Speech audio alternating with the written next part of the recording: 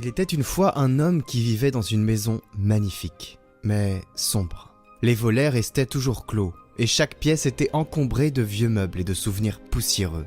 Cet homme vivait seul, isolé, convaincu que sa maison ne pourrait jamais être lumineuse. Un jour, en fouillant dans une vieille malle, il trouva une clé. Elle ne semblait pas appartenir à l'une des portes de sa maison. Intrigué, il se mit à chercher, passant de pièce en pièce, et là, dans un coin recouvert de toiles d'araignée, il découvrit une petite porte qu'il n'avait jamais remarquée auparavant. Il inséra la clé et la porte s'ouvrit lentement, révélant un jardin éclatant de lumière. La beauté du lieu était telle qu'il en fut submergé. Une rivière limpide traversait le jardin, des fleurs éclataient de couleurs vives, et un arbre immense offrait son ombre bienveillante. L'homme s'assit près de l'arbre et pleura, réalisant qu'il avait vécu si longtemps enfermé, alors qu'un tel trésor se trouvait juste derrière cette porte. Le jardin ne lui était pas inconnu. Petit à petit, il se souvenait que dans son enfance, il jouait dans cet espace lumineux.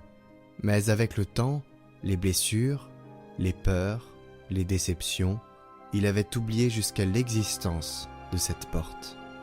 Les paroles du Christ « Je suis la porte » résonnent dans cette histoire, car chacun de nous possède une clé, celle de notre propre cœur.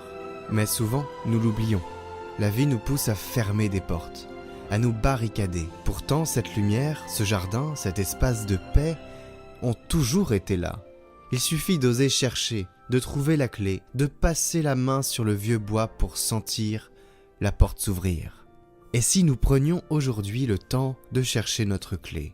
Elle est peut-être enfouie sous la routine, sous des blessures, ou même sous des rêves abandonnés. Mais elle est là quelque part.